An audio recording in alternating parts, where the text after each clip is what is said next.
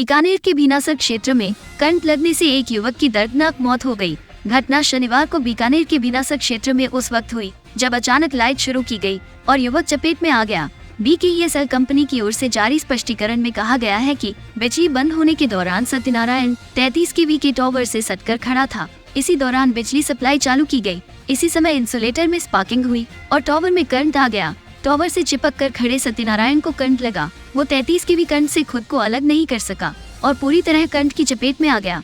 BKESL के chief manager Surendra Singh Chaudhary का कहना है कि करंट से ही मौत हुई।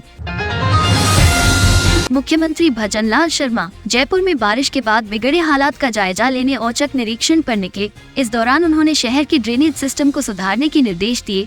साथ ही हीरापुरा बस टर्मिनल तक मेट्रो चलाने के संकेत दिए। सीएम ने मानसरोवर में जयपुर विकास प्राधिकरण JDA की ओर से की गई कार्रवाई का जायजा लिया। यहाँ कुछ दिन पहले ही अतिक्रमण हटाने की कार्रवाई की गई थी। करीब 600 से ज्यादा अवैध निर्माण ध्वस्त किए गए थे।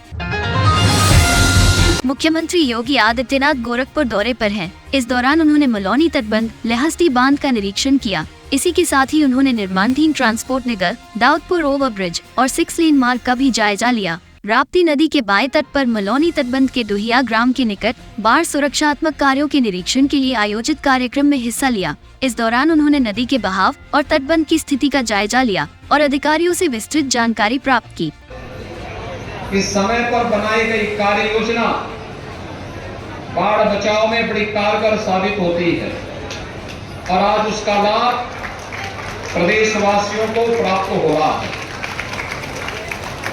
गोरखपुर में भी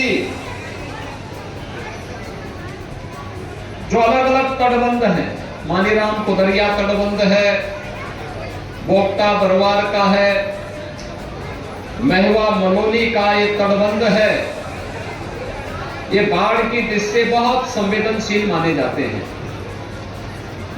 और बाढ़ की दृष्टि से इनकी संवेदनशीलता को ध्यान में रख करके बाढ़ बचाव के लिए जो उपाय पिछले 5-7 वर्षों के अंदर किए गए वहां दिखाई देते हैं। जनधन की हानि न्यूनतम हो, 0 तक पहुंचा सके, प्रदेश भर में इसके लिए उपाय किए जा रहे हैं। जहां आवश्यकता पड़ती है वहां नदी की ड्रेजिंग करके चैनलाइज करने की कार्रवाई भी हो रही है। जहां आवश्यकता पड़ी है बोल्डर से पिचिंग करने के साथ ही नई तकनीक को भी अपनाया गया है। याद करिए 1998 में लहसड़ी में ही तटबंध काटा था और इसके बाद पूरा शहर जल प्लावित हो गया था। एयरपोर्ट तक में पानी आ गया था। तमाम लोगों को घर बार छोड़ करके भागने के लिए मजबूर होना पड़ा था। लेकिन अब ऐसी स्थिति नहीं है। अब तो सरकार पूरी मजबूती के साथ समय से पहले जो कार्य करती है उसका परिणाम हमारे सामने है। आपने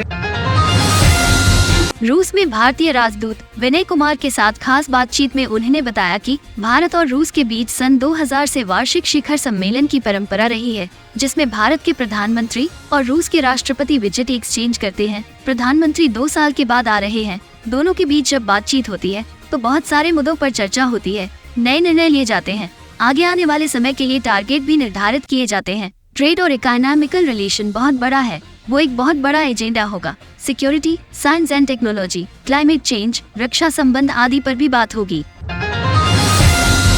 केंद्रीय संस्कृत विश्वविद्यालय लखनऊ परिसर में BA honours Sanskrit and civil services studies course के लिए आवेदन शुरू हो गए हैं। केंद्रीय संस्कृत विश्वविद्यालय गोमती नगर परिसर में संस्कृत की पढ़ाई के साथ सिविल सेवा की तैयारी भी कर सकेंगे। भारत का पहला विश्वविद्यालय जो संस्कृत के साथ साथ सिविल सर्विसेज के लिए BA honours in Sanskrit and civil service studies BASCS course तैयार किया है। निदेशक प्रो सर्व नारायण झा ने बताया है कि इस पाठ्यक्रम में प्रवेश के लिए CUET की बाध्यता नहीं होगी। परिसरीय प्रवेश परीक्षा के माध्यम से सीधे प्रवेश ले सकते हैं। प्रवेश परीक्षा 100 नंबर की होगी। विश्वविद्यालय ने ये पाठ्यक्रम नई शिक्षा नीति के हिसाब से तैयार किया है। 4 वर्ष के इस पाठ्यक्रम में मल्टी एंट्री और एग्जिट की सुविधा भी दी जाएगी। प्रशासनिक अधिकारी बनने का स्वर्णिम अवसर संस्कृत के छात्रों के लिए केंद्रीय संस्कृत विश्वविद्यालय ने एक ऐसा बहुविषयक BA honours Sanskrit and civil services design किया है, जिसके पढ़ने से राज्य स्तर पर पीसीएस और केंद्र स्तर पर आईएएस, आईपीएस, आईएफएस, आईआरएस आदि के लिए होने वाली परीक्षाओं में उत्तीर्णता सुनिश्चित की जा सकती है।